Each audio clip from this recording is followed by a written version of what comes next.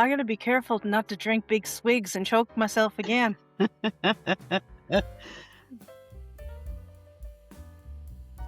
just spilled the tea, literally. You're fired. You know, I'm gonna take myself out now. I'm gonna blame it on brain fog and snow days. I'm right there with you, honestly. Yeah. I call that a perfect storm. But I'm bummed. Welcome to DisabiliTEA, a special edition of the Finding Avalon podcast. I'm Jenna, a disabled advocate and creator from Atlanta, Canada. And on this show, we spill the tea on all things disability. Today, I have Lillian Missy Searl joining me from Eastern Passage, Nova Scotia. Missy is a neurodivergent advocate, celebrated businesswoman, and impactful community leader who empowers through lived experience. She's also a neurodivergent parent who supports a child with dyslexia and dysgraphia. Missy brings a unique intersectional lens to her advocacy work as a Black woman over 50 navigating menopause, where ageism, racism, mental health, and gender bias converge. Welcome, Missy. Thank you for having me. Oh, thank you for joining me. Are you ready to spill some disability? You know I am. All right, let's go. Let's get into it. Thank you. First things first, what have you brought for tea today? So I've brought turmeric and honey with some cinnamon from Good Protein. So it's a Canadian company, and I just love their products. And now I can just froth this up on the stove in the evening, especially right now where it's nice and chilly, and enjoy the turmeric, which is really great for inflammation, right? So Yeah, that's right. I need to be adding that. the best part is I'm drinking out of my Pebble pottery cup. It's nice and light, and it holds a lot. My tea looks like soup. There's so much in here, so Oh yeah, enjoy. let's have a look. Oh wow, it's Oh, very, very turmeric shaded. I like it. oh yeah, it's so good, so good. And I'm drinking a classic Earl Grey from my Pebble pottery mug. Yeah, it's just lovely. Like the size is perfect, and it's just you'd think it was heavy, but it's light. It's so nice and Yeah, light. it's very light, but Mhm. it's also sturdy. I don't know Very. how she did it, but the artisan is Emily Richards of Pebble Pottery, and Emily is a contemporary potter who's based in St. John, New Brunswick. Nice. I love that. I love that. Well, I'm a New Brunswick girl, so I'll have to check her out. There we Perfect. Absolutely. Thank And Emily you. is the proud episode sponsor, and she says that her work is heavily inspired by her love of nature. So the Pebble Pottery, the Pebble line, is like I'll bring it up closer. It's a speckled stoneware, and it's been hand painted and glazed Wow. to kind of look and feel like a landscape that you can hold in the palm of your hand. And like tactile wise, oh, I really love that. And it really Yes. does. It does feel like a landscape. It's like a pebbled beach, all the different Yes, layers. Yeah. exactly. Going for a walk. Yeah, that's right. Picking up sea glass and little pebbles, right? Yes, yes. Yeah. And So, and so I just wanted it's to say thank you to Pebble Pottery for supporting disabled creators. Thank you thank you so so much, Emily. much. Yeah. Thank you, Emily. So, Missy, sometimes real change starts with a conversation over a hot drink in good company in safe spaces. So, I'm wondering, what disability related topic would you like to spill the tea about? Well, thank you for asking. How much time do we have? Barrels of time. You know, I've spent a lot of time over, especially the last 5 years, really speaking about my neurodiversity. But I'd been an advocate for my son since he was 9 years old. He's 33 now. So, always spinning conversations, attending, parenting meetings and such, just to educate also other parents. But for me, as a Black woman who is over 50, moving through menopause and navigating neurodivergence, I have learned quickly how invisible you can become in systems that weren't designed for us, that didn't have us in mind. We're dealing with brain fog, sensory overloads, emotional regulation challenges, and executive functioning struggles that are being dismissed as, oh, you're just getting old. Oh, you're just stressed about the day. Or simply like, oh my gosh, I cannot handle her anymore. What is wrong with her? She's way too much. Right. Yeah. So, um, The too much trauma, because it's all mhm, trauma what you experience, right? With all the barriers and layers. And then the too mhm. much on top of it. Yeah, and then the microaggressions that you experience as well. So all of these experiences um, are never met with anyone who's curious to find out what's going on, or compassionate, or caring. And then at the same time, because we're women, we're expected to just move through it, power through it, push through it, smile, right? So, and be strong. Uh, the thing is having strength doesn't protect us from our post trauma, doesn't protect us from our obsessive compulsion, our anxiety, none of that. Uh, and it doesn't protect us again from being invisible in the systems that are, created to provide all these barriers, right? So we as women, we have to basically push through. We can't be strong, and it's completely unfair. Um, so what shifted for me, I guess, was realizing that it's not a personal failure for me. I was diagnosed at 29. I was a mom of a 8-year-old and a 5-year-old at the time.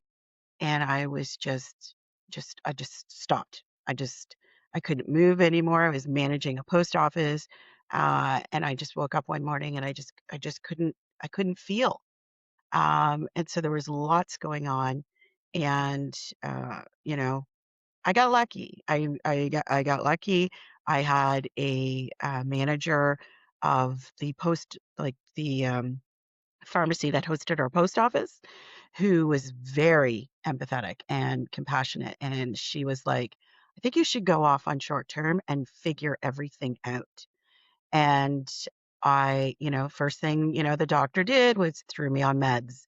And yeah, as as they always do.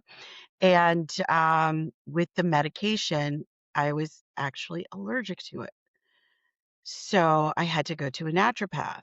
And so when I went to the naturopath treated me from the inside out, from my blood work, from my x-rays, all of that. And it came down to my vitamins and minerals, adrenal fatigue, all of these things happening inside of my body. And it was really eye opening for me. So that late diagnosis of 29, as much as I'm angry that my parents were probably afraid of the stigma when I was a child, I'm kind of grateful because I might have just been medicated in the 70s, um, you know, and not had this internal investigation done by the naturopathic doctor. So I appreciate her for basically saving me. And so uh, it's these intersections that I didn't have a word, when I'm 29, that intersections didn't exist, right? So it's like I'm a mom, I'm a wife, I'm an employee, I'm a woman, and I had all of this stuff going on. And so it like to finally have that diagnosis and then start to heal and work on myself. And then all of a sudden, my son is diagnosed, so I'm uh, what 3, 4 years into my learning, and then now I have my son who's just the sweetest little boy who's really quiet in school, never bothered the teachers, and then the teacher says, "I don't think he's shy. I think there's something else." And so we had access to a lot. Learning Disabilities Association of Nova Scotia, Dalhousie had a program for children um, that he would go to a summer camp every year. Great support through social workers, and cognitive behavior therapy. And we were able to figure everything out. Now, I know that this journey isn't smooth for everybody, um, but I've always been my son's advocate. And I also, talk to other parents and I'd always say, hey, let me hook you up with, Daniel's cognitive behavior therapist. Let me hook you up with, at that time, Dalhousie. All of these programs, let's bring you in. And so, we got through high school. We got through, adaptive learning, we got through all of that. And then when he went to NSCC and NSCEC, because he's an early childhood educator, he also had those adaptive learning options as well as an adult. And so, now he's successful. Now he's a businessman. So just to push that six-letter word aside, stigma. We all get stuck with that word, and we all feel, oh, it's embarrassed if I'm going to reveal that this is what's going on in my home with my children, with myself. There's no shame, there's really no shame. And that's why we have always spoken about our journey as a family, as me as a parent, and my son. My son has always spoken about his journey as well. And I think, the intersections that both Danielle and I have with race, with gender, with our age, and of course me with my hormones, um, those barriers can multiply. For him being young and diagnosed earlier, I think it was a lot easier. I was managing the workplace and employers who just didn't understand, taking panic attacks and anxiety attacks and having to leave, jump in a taxi, come home, pulling over on the side of the road if I was driving because I can't drive anymore. Um, the trauma that sits in here, just from spaces that, just cause you to just shut down. Mm-hmm. And, I was coming across the McKay Bridge in 1998. And my father was actually working on the bridge, the McDonald Bridge at that time. So he knew guys on the McKay. And I stopped on the bridge and the truck came out. And I was just sitting there and he was like, hey, what's going on? I said, I can't move. I can't drive my car. And he introduced himself and I told him who my dad was. And he drove my car over. I was literally 7 minutes from home, Yeah. but I You just, you were in total shutdown. Like that was yeah, shutdown. yeah, yeah. And now that I'm older, I'm learning that that was the hormones. That was, aside from everything else that I was going through, the hormone change. I had postpartum depression, and then I had an early hysterectomy. So everything, so my hormones, that the early onset perimenopause, all of that made my body just start to shut down. And they don't think about those things. They just want to give you, oh, here's an antidepressant medication, right? Like nothing else, right? So, hallelujah. Like I said, I got the naturopathic doctor who worked from the inside. Um, because neurodiversity doesn't exist in a vacuum. Yeah, there's all of these silos and stuff. We have to deal with it in our workplaces, in our schools, healthcare, community spaces, and accommodations are rarely offered to us, to come into these spaces. Our needs are often misunderstood or, minimized. Like I had said earlier, like there's no, it's not met with any type of curiosity to learn a little more and how people can be, empathetic, right? So Mhm. there's tons and tons of gaps in support. And it's becoming painfully clear when I hear from parents, and same as my son, because my son works with children and he hears from their parents. And I hear from women who are in workspaces. I facilitate a workshop called neurodiversity in the workspace. We do the evaluations afterwards, or people stay after and talk to us, and we are learning about those gaps. And so hopefully when we go in these spaces, they're listening and they're changing, but only time will tell, right? Yes. So Yeah. fiercely advocating for disability and learning inclusion, acknowledging that this is a really complex system that doesn't have to be. I push for environments where neurodivergent people, not just women, but people aren't just accommodated, but we are believed. Mhm. Because that's a real hard one, because a lot of times, and people have admitted this to us when we do our workshops, people have admitted this to me when they really start to listen and learn that, oh man, you know what? I always used to think that that was in her head. I always used to think that she was, just being a drama queen. Making an Um, excuse or something like that, right? right? And or me, like even me, I've lost friends because they didn't understand why I just couldn't move to come out. I'm sorry. I was just in those spaces where it's like, you know what?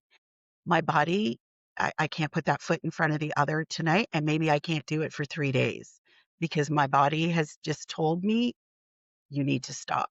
You need to slow down. And that's happened even with the workspace, right? So calling in sick isn't necessarily that I'm sick. It's that I just can't move. I And so, yeah. finally having a manager or supervisor who understands that um, has been life changing for me, right? And those accommodations of, yeah, no, don't worry about it. You can work from home if you want to. You don't have to work from home if your brain isn't there. And I totally appreciate that. Most times I can still read. You know, I can still put something together. I can still type. I can still do those things. But to have that support of, if you can't, if your body isn't in it, don't worry about it.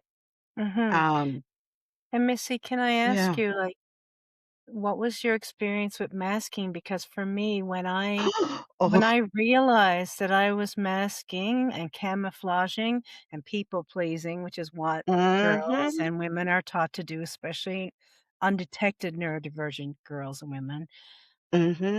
I often was when I realized, wait, I'm in autistic burnout and I've been on this Academy Award level mimicking and pleasing mode. And I would come home and close the door and fall apart, be so exhausted, couldn't speak, couldn't feed myself, couldn't deal with anybody. And I was always faulting myself, like, Mhm. something wrong with me. Everyone else is doing life easy. How is it so hard for me? But they're not. But, like, Mhm. when I realized that the masking had to stop, and it's still hard because it kinda clicks on, right? It's a survival Mhm. and sometimes muscle memory, I think, and mental muscle memory.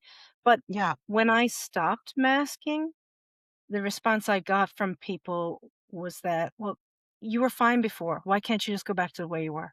I was not fine before. You don't know what it cost me, and some people are not curious and not empathetic and not compassionate to say, "Wow, that took you that much of your energy and health to do." So I just wanted to know about, for you, what Yeah. your Well, the masking, funny unmasking journey was.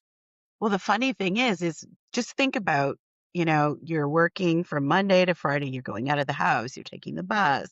So, I used to, get up, grab the bus at 25 after 6 in the morning and instantly bury my face in a book on a bus. So nobody would talk to me.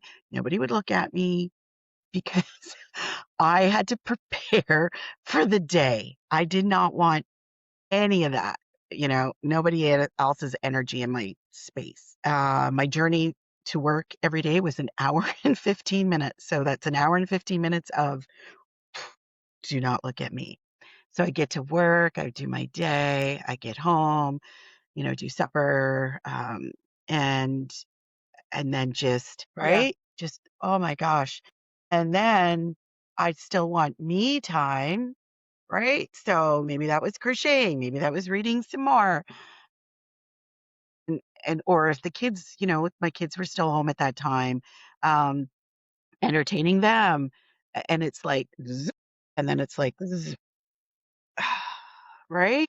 So you do Yeah. this for 5 days, and then comes Friday night. And so, this is something that I've realized as of now, actually specifically even since COVID because of how our world changed, some of my stuff I've not gone back to, that I did before our world changed. And so the Friday nights used to be, uh, going to friend's house and drinks and, having drinks and, just, yeah, like letting off steam. And now I realize that that really was, I was still masking. And then come Sunday, I would hit that wall and just be like almost comatose on a couch. So now I have learned really, really, really well. My favorite phrase in the whole world is no, no, no, can't do it. Nope, won't be there. Nope, sorry. Nothing's come up. It's just, I'm not doing it. So in the old days, I would be like, I'll be there. And it's, not anymore. Not anymore. You can't. You can't. If I want to live to be 80, then I can't do it anymore. So it's really, really, really important, for us to just to be real with who we are. And if people can't understand that, that's on them. It's not on us. It really is. It's not on us. We are already navigating systems every single day. People that I've talked to who've worked from home for the last 6 years are absolutely terrified going back to the office because their, productivity over the last 6 years of not having to worry about environmental stresses, um, like fragrances, air conditioners, heat, Noise. Noise noise, and right? Lights, fluorescent lighting, but, like, for menopausal women, heat. And then, having to say to your office mate, Guys, can I turn the heat down because, like, I am dying right here." Now you have to return to a space that the simple accommodation of the heat, hot and cold, hormones, maybe you've come into menopause during the work from home stage. Now you have to return. Maybe you've realized I had allergies. I have environmental sensitivities. So all of these things that now are more polarized because you're going back after having a clear head for 6 years. Now you're going back into this cubicle, into these environments that are not going to make it so that you are going to be able to communicate, clearly. Our workspaces are not, inclusive. no. Um, they really, really aren't. And It's people don't think about that. They don't think about the environment that you're in or the fact that, like, for me, my symptoms can change. It used to be year to year or season to season, and then it used to become month to month, then it became week to week, and COVID definitely sped all of that up when I got sick, and it's undeniable that, like, this is a very different person than before COVID, and so right. sometimes it can even be hour to hour. I can be presenting in a completely different way. If I end up getting a migraine from perfume, or if the lights, fluorescent lights are flickering and no one else can kind of see it, but for me, it's causing this to happen, then you can't Mhm. concentrate and you can't focus and you can't do your work. But also if you need to move your body, if you've got any kind of pain, you need to do your stretches. Yeah. It's not welcome. Like I've seen workplaces where they actively make fun of people who have accommodations. Mhm. Look at them having their little moment, you know, and making fun of it. Yeah. And it's so disheartening because it's like, that's their business. Don't mock them. Yeah. They're here. They're bravely showing up and Yep. they are taking that accommodation, and they're probably not even taking the whole amount of time that they need, right? And the thing is, it's the rules, duty to accommodate. It's the rules. So I urge people, thank you, to, advocate for themselves. I urge them to speak up. If you feel you need something, speak up and tell them what you need. It could be an adaptive keyboard. It could be a sit stand desk. You have to speak up for yourselves and tell your management, leadership, supervisors what you need so that you could be successful in the workspace. It doesn't take much. Um, Inclusion means believe us. Like, you're not going to disbelieve what I have to say. If I've said this is what I need, then this is what I need. It also has to be for us and by us. Because if nobody in my workspace understands what the accommodations are that I need, then I should have the right to reach to an external company to bring them into the workspace to support Yeah. me, you Yeah, know? like an ergonomics specialist or something. Yes, exactly. So, creating spaces where we don't constantly have to explain or justify the needs. I should be able to walk into my manager and not have an issue. And accommodations aren't a sign of a weakness. And so that's something I love to remind people. You're not weak if you're asking for accommodations. You're actually quite strong. If you're walking through that door and saying, I need X, Y, and Z, because especially a woman who's returning to work now going through menopause, the accommodations that she might need throughout the day, she should not, feel that she's being weak. She should know that she's being very, very strong walking through that door. Mhm. There's a lot of dignity in that, and we want to survive this, right? Yeah. And Uh, also, like, Missy, ableism is so ingrained that people, I often hear this when I do talks and when I do trainings, people will say, well, they're just looking for special treatment. And it is not special treatment, and another misconception too is that if you ask for an accommodation, you need to divulge your entire medical history and medical chart and confidential.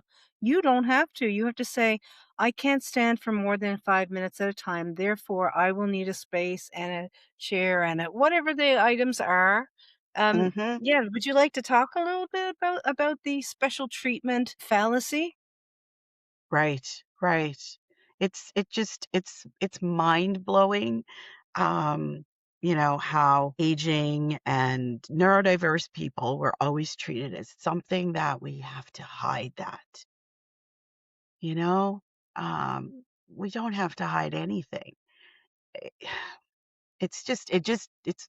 yeah, it's very sad. It's very sad for me, that we can't live our full selves Mhm. and just be able to live and Yeah. exist and It's that stigma against difference, mhm, mhm, you know, yeah, difference of communication, difference of behavior, difference of need. yeah, Disability is not something to be ashamed of and to hide, but ableism for centuries has been told, hide that away, send those people away to yes, institutions. yes, Don't talk about that family member who has mental health issues, who is mm-mm, neurodivergent, who has cerebral palsy, whatever it is, that's something to be hidden away. It's depressing. It's hard to look at. No one wants to hear about it. And then here we are in 2026, and it is still around, and you and I work to dispel that kind of Yeah. discrimination, stigma, and it's deflating, and it's so sad because we spend all of our time navigating like it's like an obstacle course. It's a gauntlet. You're running the gauntlet just to try to even get somewhere close to the playing field that non-disabled or neurotypical people are Yeah. participating in life and succeeding and meeting all those milestones, and we're like hanging on by our fingernails and then Yeah. wanting to be accepted. We deserve to be accepted. We deserve to be respected and cared for. But when people say, well, you want special treatment or they don't believe you or whatever the case is, then you're put into like a prison of invalidation, you know? Yeah, and it's so funny because it's like, well, don't we all want this sense of belonging? Don't we all want to feel like we should be in a space? Like, Yeah. I That's just, that's human. I never ever understand when people question somebody else's needs. Like, like, oh my gosh. It's a very loud knock of privilege, you know? It Yes, really is. It's like, yes. I don't deem you to have any needs, and therefore I will mock, criticize, or deny that need. It's all a projection. It's Mm-hmm. all about stigma. It's all about fear. It's all Yeah. about scarcity mindset and resource guarding and not wanting anything different that might challenge privilege or a all the barriers that are put into place that are perfect for everyone else. They're not barriers to those people, you know? Mhm. Yeah. Yeah. Yeah. No, it was funny. I worked in a workspace and, my manager I didn't speak to my manager for 6 months, my, like, direct report, and, Wait, and when I when was you were working together? Yep, 6 months, October to April, and, when I was laid off, and, you're in the office, and it was crazy because I was so strong. It was wild. Like, I was like, "Wow." After I s "Oh, won't you sit down?" "No, I will not. I know what I'm in here for. There's 2 of you here. I'm not sitting down." Right. Right? Oh, And it was that meeting. that meeting and literally, I said, "I knew I wasn't gonna be here for much longer because you stopped talking to me 6 months ago." And so for me, that left a really sour taste in my mouth because for those 6 months, they didn't create a space where I felt supported, and able to be my true self. Um, and so, looking back on that experience, it's it's taught me now as a leader that that's something that you don't do. I read a while back that if your staff, if your team, if your colleagues, if someone goes silent, it may look like they've got it all together. But when someone goes silent, they may not feel that they're in a safe space to ask for help. They may That's not right. know how to ask for help. They may be struggling, juggling everything, and on the outside, looking like everything's fine. But how can we not know if we don't check in and we don't communicate? Yeah. Right? Yeah. Communication is huge, you know? 6 months I sat on the other side of that wall just going, like, "What is going?" Like, I sent emails. I even would go and stand in the glass on beside the door just to go, "Is he in there? Yeah. Is he actually Yeah. in there?" Like, Yeah. because I just couldn't understand it. So And it's I yeah. also wonder sometimes when managers or leaders feel uncomfortable or don't know what to do, they avoid. And especially when it comes to disability, when it Mhm. comes to neurodivergence, when it comes to menopause, all of these taboo topics that used to be taboo, we're breaking that shit down now. We're breaking Yep. down those walls because we need to talk about it. But like that discomfort does cause people to pull back and Yeah, pull. because he knew who I was, because I made sure, when he started, he knew all about me. this is who I am. This is what I have. So This is you're what you either need to know. yeah, exactly, It's exactly. very neurodivergent of you to be like, "Let me give you some context," because it's all about Yes, the context. You want people to see you and know what to expect, and you also want that back, right? To be like, "How can we, get this dynamic to fit?" Right? yeah. I One of the biggest accommodations I did have was I was always able to start work early so that I could get in and start my day at my speed. That is a huge a huge way to make a space safe for someone is that they can come in at on their time and on their speed. I don't know, it just makes life easier for me. The noise cancellation headphones Yeah. would go on. Before we go, what is one action that people can take right now for disability inclusion? So, one action that people can take right now is stop waiting for disclosure. Design your spaces as if neurodivergent and disabled people are already in the room. Oh, wait. Oh, I know. We already are. Yeah, because we are. Like, we already are. So they have to normalize being flexible. They have to offer information in multiple formats. They have to allow breaks within an explanation, people participating in ways that work for their brains and their bodies, not just the people who are the loudest, not just the people who are the fastest. It Inclusion isn't about any types of special treatment. It's about removing those unnecessary barriers because that's how harm happens. Mhm, So, my call to action is simple, just design for difference. Not because compliance. Yeah, just stop waiting for that disclosure.